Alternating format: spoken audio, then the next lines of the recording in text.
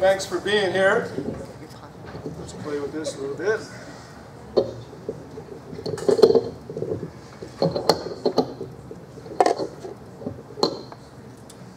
This is kind of a mixed theater literature event. I don't know what to call it exactly. Hopefully it'll be fun and enlightening, stimulating, and above all, beatitudinous. One of the alleged sources of the word beat, whether it came from beatitude or just being beat up and whatever. There's long been debate about that. 60 years ago tonight, I guess it actually started an hour later at 8 p.m., but 6 poets at 6 Gallery. Philip Lamantia reading manuscript of late John Hoffman, Mike McClure, Allen Ginsberg, Gary Snyder, and Phil Whalen, all sharp, new, straightforward writing. Remarkable collection of angels on one stage reading their poetry, and we do have that, the remarkable angels reading and in the audience. No charge, small collection for wine and postcards, charming event. Kenneth Rexroth, MC, and it was an all-star cast, as you see there. This was seen as the birth of the Beat generation. Ginsberg's first public reading, the public unveiling of Howl, Michael McClure's first public reading. A number of these people hadn't met each other before, some knew each other. Not that our readers tonight are imitating or pretending to be the people they represent, and they're choosing how they represent him. All the readers were male. This was San Francisco in the 50s, what can you say? But our first reader, Philip Lamantia, was kind of a child prodigy of surrealism. He had published early, met some famous surrealists, grew up in, was a San Francisco native, though his people came from Sicily. And that night he didn't read his own poetry, but worked by a friend, John Hoffman. Casey Bush, therefore, can read anything he likes tonight. Casey is a dear friend of mine, something of a polymath. He's an expert at, let's see, chess, tennis, yo-yo, medical transcription. He writes novels, screenplays, poems, performance art. Philip Casey Lamantia.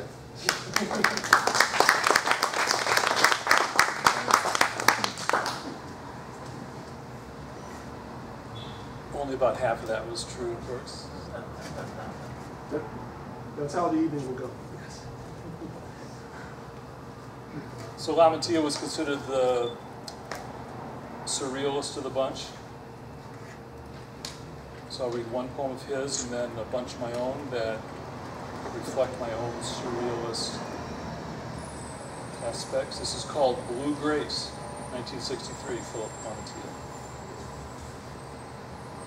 Crashes through air, where Lady LSD hangs up all the floors of life for the last time. Blue Grace leans on white slime.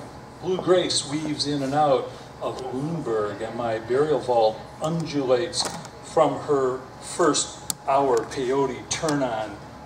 Diderot, hand in hand with Marquis de Sade, wraps himself up in a Mexican serape at Constitution Hall, Philadelphia, 1930. Blue Grace turns into the Count of Saint Germain, who lives forever, cutting up George Washington, dream of pyramid liquefations from thighs of Versailles. Blue Grace intimidates Neville Chamberlain, feels up Filippo Martinetti, and other hysterics of the phallic rose. Blue Grace dressed up as automobile sperm, my claw of the future, and the almond rose rich the vampire wears over the U.S. Army flags, American flags, flying like bats out of my burial vault. Flood museums where Robespierre's murder is plotted, floated from Texcoco, the Prince of Bogota, caught red-handed sniffing 40 cans of Berlin ether. Hydrec ice blue teeth impersonates psychokinetically the resurrection of Blue Grace as prophetess of the anti-planet system.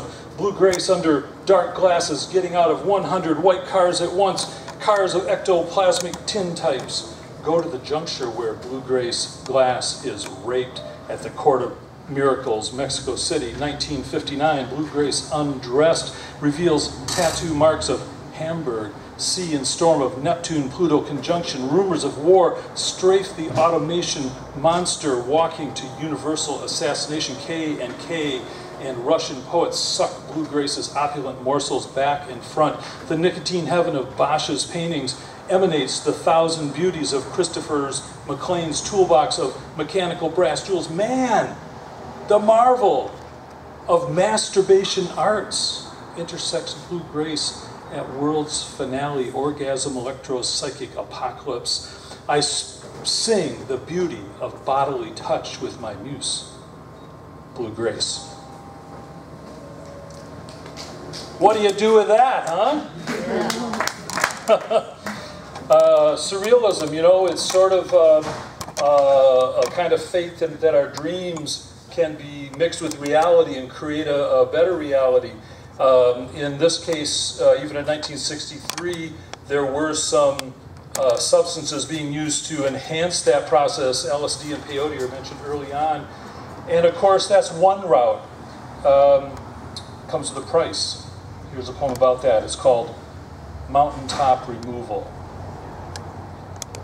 Sorcerer's apprentice Mickey, casting stars from the end of his wand, dives headlong over Niagara Falls, swept down through the Maelstrom's whirlpool, blotter acid fireworks on New Year's Eve. Religion anticipates science. Chemists mimic shamans. Butter, lettuce, blackjack, fungal cactus, marigold, banana peels, whispering oblique, quotidian kite string.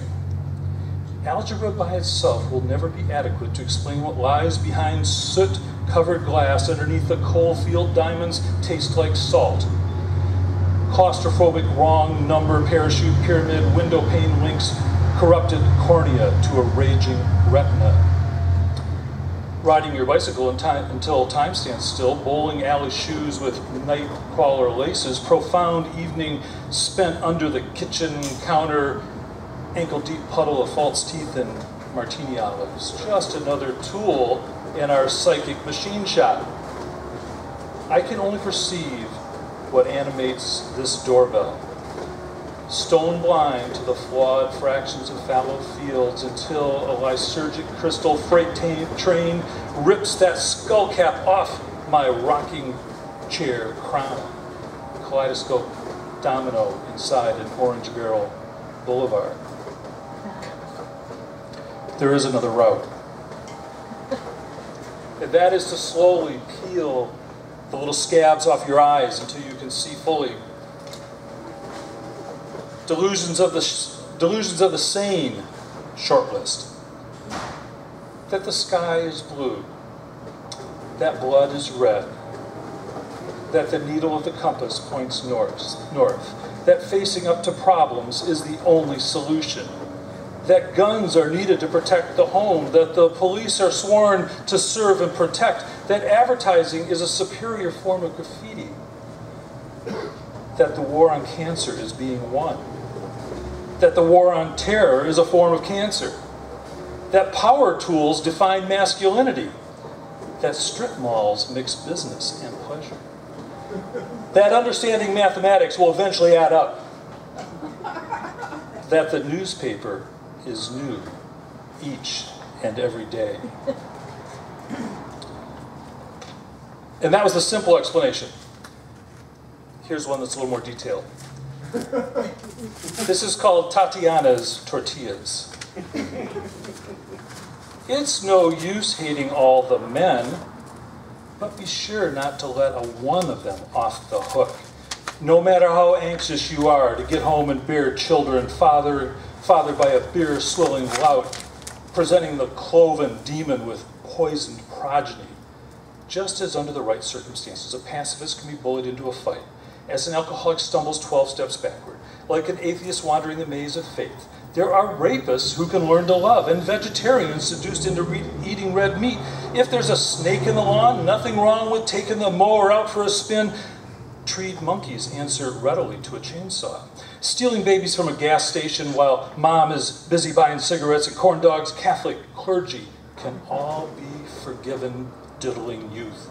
The nuns were doing all the important work anyway, so that long after the science of cloning is perfected, there will always be a place in this world for men of the cloth, counting sheep in their sleep, ectoplasmic squid teeth, hopscotching plume fingers among erudite cannibals, a flugelhorn marathon where the gods are overweight and obese, difficult to worship, much less behold, incessant flushing the toilet, driving our moral existence to the brink, dispensing heavenly decrees, even when they're wrong, like wind in the field.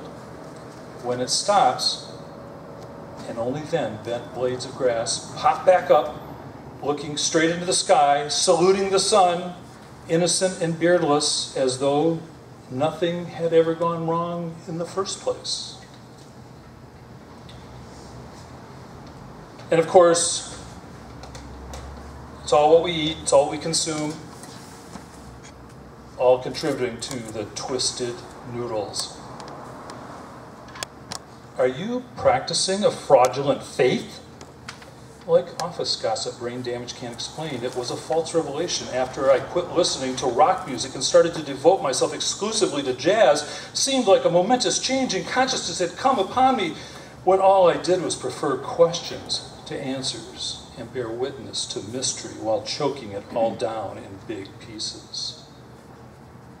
Have you lost your will to love?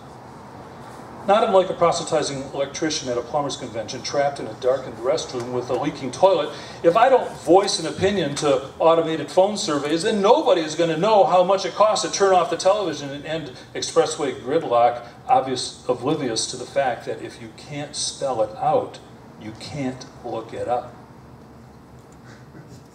Do you lack any living kin?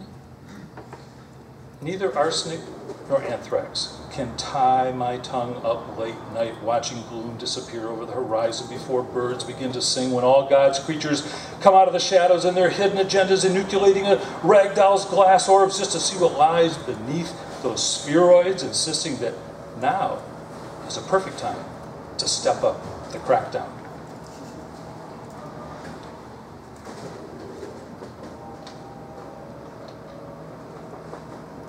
Flu shots aren't going to solve everything. This is called runny nose. Anticipating a sore throat is worse than tolerating the inevitable chest cold. Our preacher wandered from one Bible verse to another without a map or compass. Under my car's hood, I found the mechanic's misplaced tools. Water flowed beneath the frozen river so that when Father took me skating, he fell through the ice first. If I dream of death and it's actually a new life, maybe I shouldn't bother to wake up at all. Police tortured their suspect until nothing was left to confess except that he had lived his life by the letter of the law, politely stepping over the homeless sleeping on the sidewalk. One lesson I learned in school was never to end a sentence with a conjunction. The brain is a dwelling inhabited by ideas that can be extracted through a hummingbird's beak like a straw stuck in your ear, eye, or nose. She asked if I wanted to dance, and I explained I don't know how, but we did anyway, and sustained minor injuries from a frivolous misstep. The falling of each wave adds to a greater ocean. There is little use for a rose under the moon when my shirt is unbuttoned. Several months after chopping down a tree, I gave up waiting for something to spring up in its place. The predatory loan required a merciless collateral. First, the ring on my finger, and then the finger itself. There was a shipwreck on the beach, its hold emptied by the tide. I walked along that shore with an empty shopping bag, not knowing where to begin. Mother shouted from the porch, "Wash your hands before you come to dinner," reminding me that germs are everywhere. If you must follow the rules, keep it simple and don't follow them all. Gets a little more difficult as we get older. course, there is hope by learning from your own experience and, let's say, your review of history. This is called Second Puberty. Starts with a quote by Yeats. "The tragedy of sexual intercourse is the perpetual virginity of the soul." During the earliest millennium, premature aging was noted among eunuchs of Egyptian pharaohs. Just as castration of roosters leads to atrophy of their red combs, mystery of aging hidden within the scrotum. It was the Greeks who established that the difference between the gods and mere mortals was in the cojones, a fact bemoaned by a besotted Apollo, too inebriated to properly get it up, while Zeus gathered rocky mountain oysters, consuming a steady diet of bull testicles in preparations for the rape of Europa.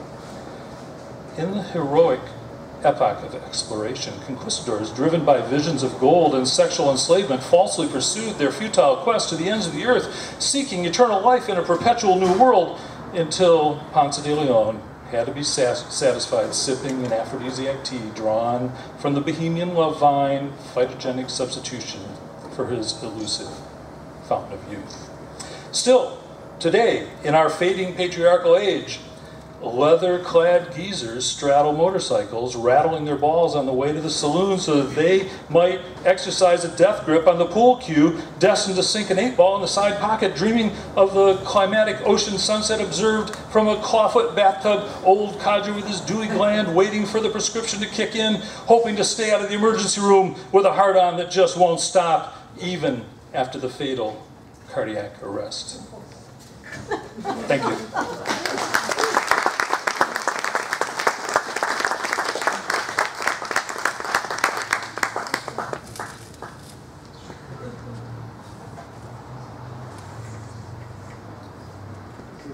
Yeah.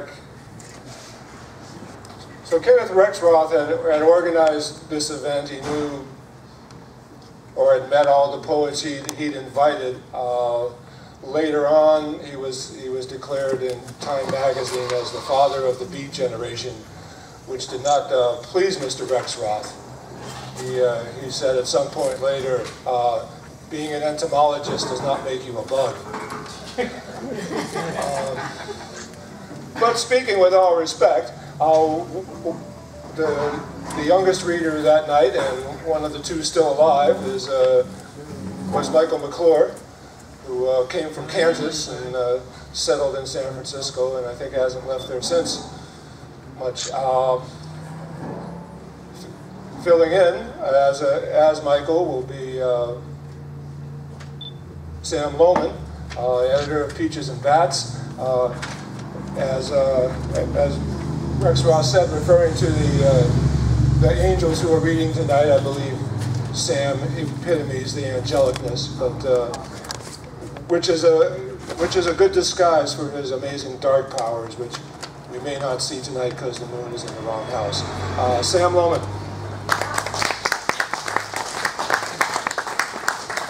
Dan, did you do my chart before this? How'd you know all that? Thank you. Oh, I should keep track of time.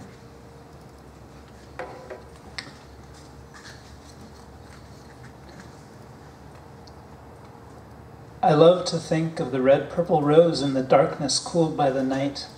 We are served by machines making satins of sounds. Each blot of sound is a bud or a star. Body eats bouquets of the ear's vista. Gar, booty, ears, nose, eyes deem thou. No, now. Roar, vorna, garumi, na dru sir, na ri. The machines are too dull when we are lion poems that move and breathe. When we grow, Handri, Mikatoth, Sharu, Sritha, no demon is. When ye lose. That was Ghost Tantra 51 by Michael McClure. I'm really happy to be here reading some of his poems. I'm going to do a couple early ones, mostly quite a bit later than the Six Gallery reading, mostly stuff from the 70s, I guess. But this is a very early poem, The Breach, from his first book, Hymns to St. Garion. A barricade, a wall, a stronghold, sinister and joyous, of indigo and saffron, to hurl myself against, to crush or to be part of the wall, spattered brains or the imprint of a violent foot, to crumble loose some brilliant masonry or knock it down, to send pieces flying like stars, to be the chalice of the hunt, to handspring through a barrier of white trees, at work, 3 a.m, in the produce market, moving crates of lettuce and cauliflower, pre-dawn, a vision, the rats become chinchillas. I stand at the base of the cliff, sweating, flaming, in terror and joy, surrounded in the mist, by whirling circles of dark, chattering animals.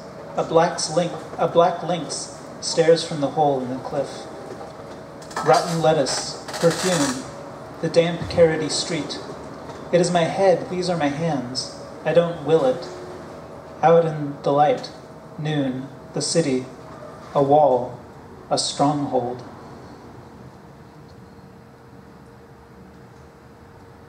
These are some stanzas from a book-length poem called Dolphin Skull, published in 1995.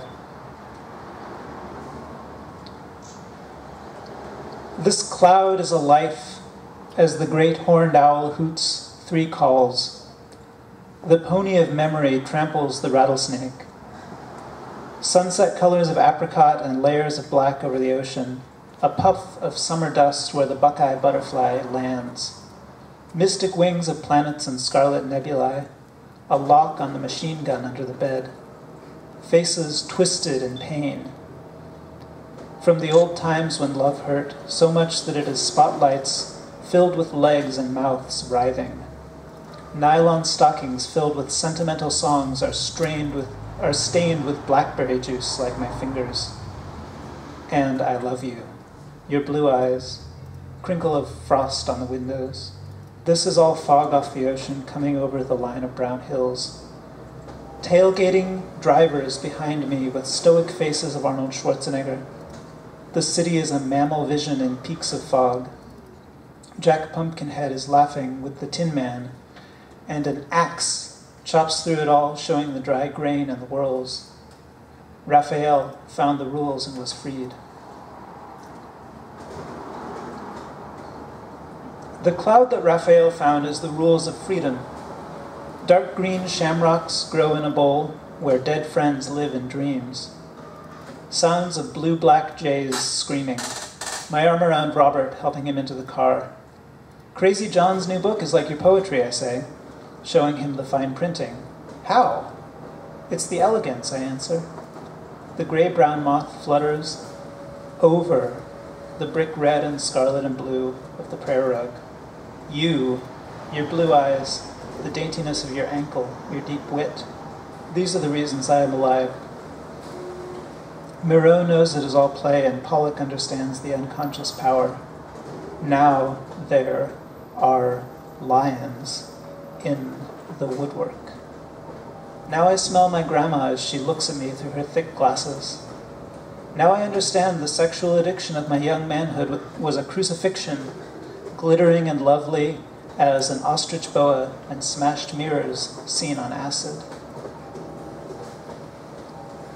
Stick figures of Jack and Jill. Figures of Jack and Jill in the teacher's face like a huge moth in midair. Billy Goat's gruff look at the pattern on the wings. Red and brown planets with auras in the miraculous pitcher. Crayfish in ponds under bridges. A dead friend's eyes through his wire-rimmed glasses. His laugh has become part of my bones. This city of my heart was once innocent as a baby, and we grew up in it. Shoe shops, bakeries, umbrella shops in department stores, seasons of heavy rains and babies, cold silver wings, steaming food on a wooden table, extremes of poverty, agonies over the rent, faces twisted by love in the night, bodies tearing at one another like sleek figures high on the drugs of our glands. And still we are all gods, and I have a huge face. I am a god with a huge face. Lions and eagles pour out of my mouth, big white square teeth and a red-purple tongue. There are magenta clouds around my head, and this is my throne room. Actors perform the drama of my being inside of you, wearing your skin. I am writhing and clawing, beg for mercy.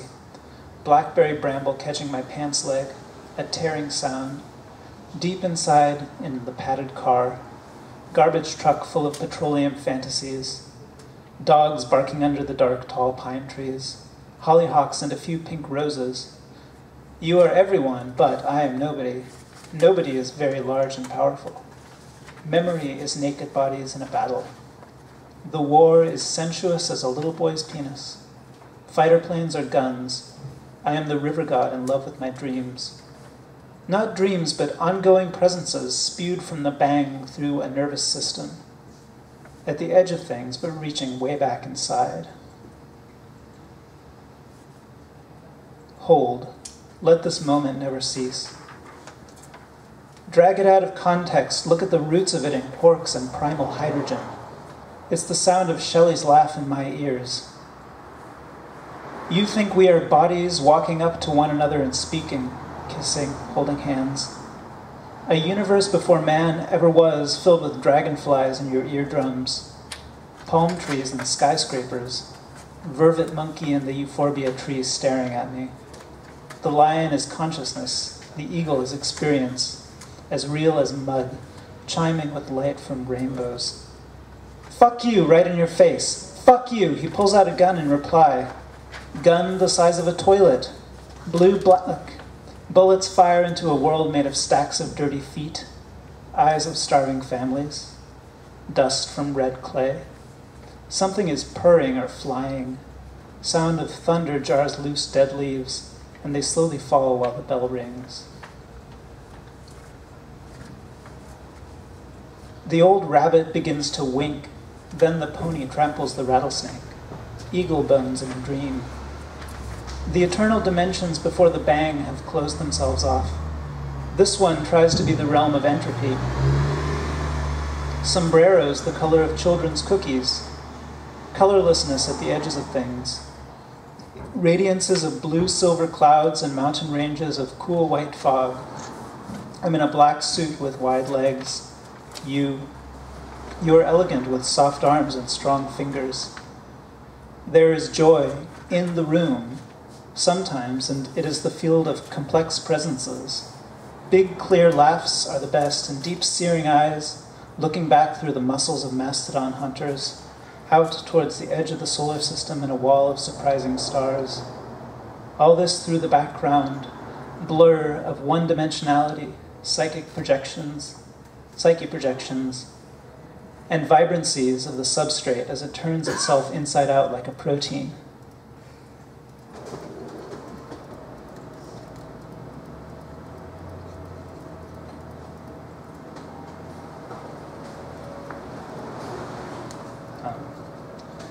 I wanted to bring a couple other beat voices into this evening, including the real father of the beats, Bob Kaufman, who coined the term beatnik, at least apocryphally, a really wonderful poet who didn't get that much attention in his lifetime.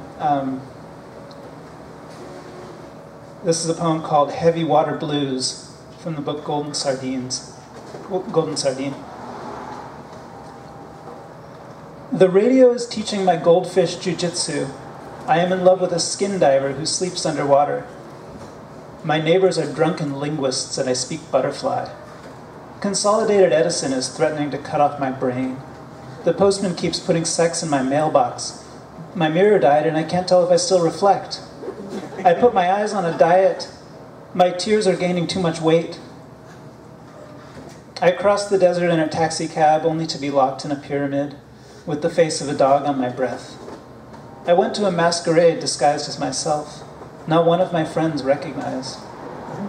I dreamed I went to John Mitchell's poetry party in my maiden-form brain. Put the silver in the barbecue pit. The Chinese are attacking with nuclear restaurants. The radio is teaching my goldfish jujitsu. My old lady has taken up skin diving and sleeps underwater. I'm hanging out with a drunken linguist who can speak butterfly and represents the caterpillar industry down in Washington, D.C. I never understand other people's desires or hopes until they coincide with my own. Then we clash.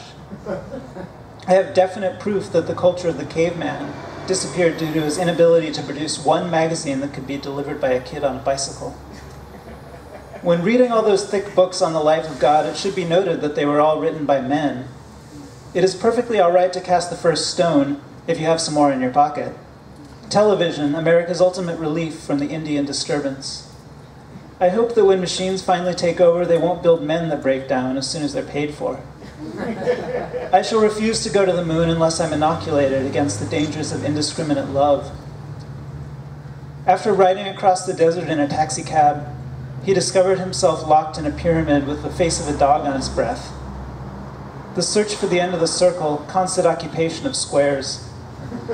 Why don't they stop throwing symbols? The air is cluttered enough with echoes. Just when I cleaned the manger for the wise men, the shrews from across the street showed up. The voice of the radio shouted, "Get up and do something to someone," but me and my son laughed in our furnished room.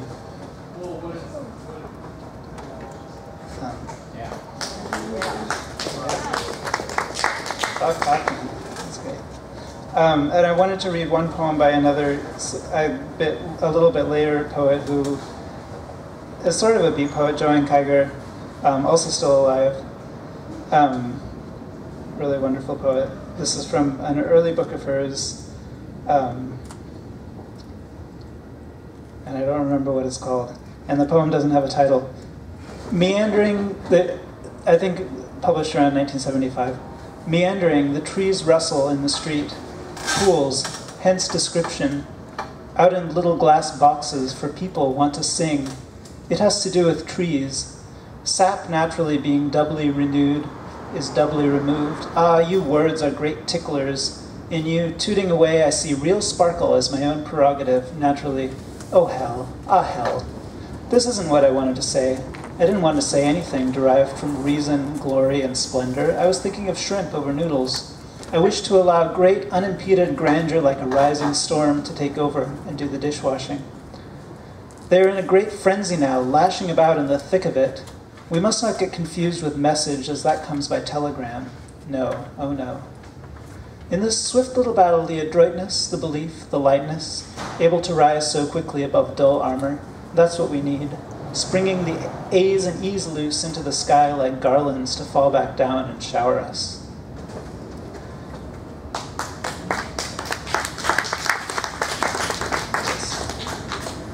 Joanne Kiger, and I'm going to close with one other ghost tantra poem quickly,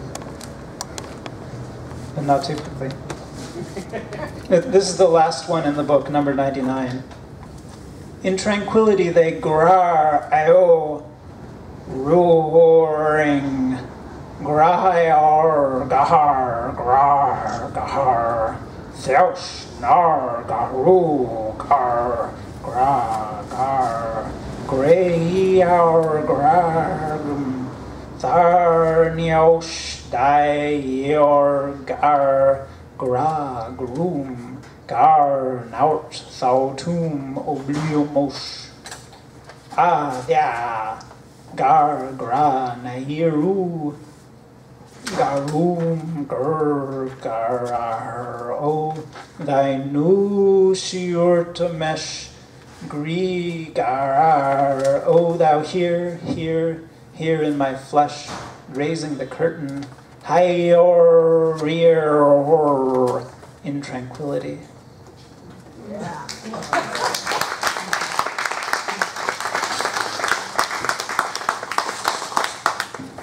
And to truly appreciate the brilliance of Sam's performance, you need to see that poem on the page, or any of the roars here. My thanks a little late, but I'll do it again to IPRC for this space, the wonderful velvet curtains. microphone and everything, so thank you so much. It's a great urban place. It's nice to hear the trains and the buses and the police cars come by. Reminds us, you know, we're not on at a Zen monastery. So, though the next reader that evening, Philip Whalen, did spend some time at a Zen monastery, probably the last couple of decades of his life. Born in Portland, moved to the Dalles at the age of 4, traveled hither and thither, went to Reed College, where for a while he was a housemate with Gary Snyder and Lou Welch. Author, I love all these poets, so it's hard to single one out. But Whalen kind of walked. They all walk their own paths. What am I saying? Okay, but our next reader, Pancho Savery, also is a man of individual paths and accomplishments. He's taught to read for a good while. While there, he has brought in some great readers and musicians to perform, and continues to write and to represent wide swaths of literature and free speech. Pancho Savery.